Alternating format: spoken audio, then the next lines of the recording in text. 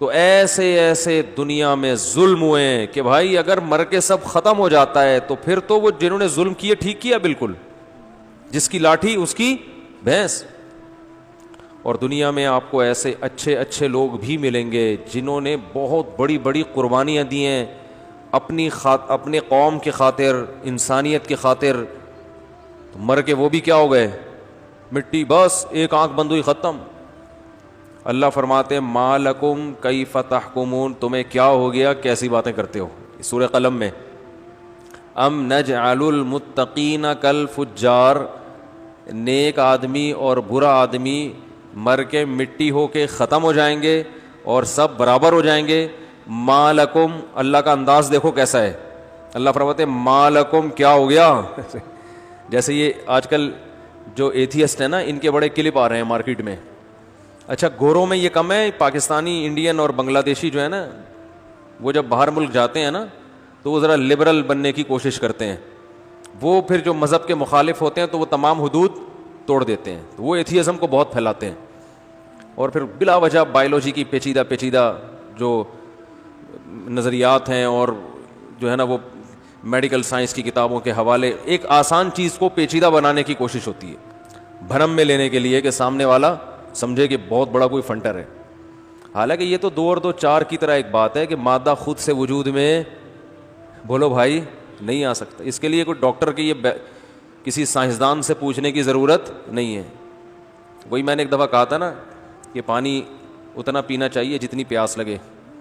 وہ ایک ڈاکٹر نے کہا 25 گلاس پینے چاہیے، کسی نے کہا 36 گلاس پینے چاہیے. تو میں نے کہا یہ جتنا پیاس لگے اتنی پینی چاہیے. تو کسی نے کہا کہ مفتی صاحب آپ خود کہتے ہو کہ جو جس کی فیلڈ ہے اسی پہ سوٹ کرتی ہے، تو پانی کتنے گلاس پینا چاہیے یہ مفتیوں کی فیلڈ ہے یا ڈاکٹروں کی فیلڈ ہے؟ بولتے کیوں نہیں؟ ڈاکٹروں کی فیلڈ ہے تو ہم ڈاکٹروں سے پوچھیں گے، آپ سے تھوڑی پوچھیں گے. تو یقیناً ڈاکٹر کی فیلڈ ہے. لیکن میڈیکل سائنس کی کچھ باتیں ایسی ہوتی ہیں جن میں تحقیق کی ضرورت نہیں ہوتی. جیسے کوئی پوچھے کہ نمازیں کتنی فرض ہیں تو مفتیوں سے تھوڑی پوچھیں گے، یہ تو ساری دنیا کو پتہ ہے نمازیں کتنی فرض ہیں.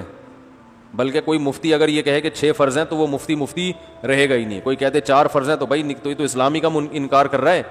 یا کوئی مفتی کہتے فرض ہی نہیں ہے. تو انسان کی باڈی کو جو بنیادی ضرورتیں ہیں نا، جو بہت اہم ہے انسان کے لیے، اس میں اللہ نے انسان کو ڈاکٹروں کا محتاج نہیں بنایا ہے. کیونکہ ڈاکٹر تو بعد میں ایجاد ہوئے ہیں نا، آدم علیہ السلام تو بہت پہلے سے آئے ہوئے ہیں. جو چیزیں ہماری بنیادی ضرورت کی ہیں وہ اللہ نے آٹومیٹک سافٹ ویئر انسٹال کر دیے ہیں. بہت ہی ضرورت کی چیزیں ہوتی ہیں نا، ان کو تحقیقات کی بھیٹ نہیں چڑھایا جاتا.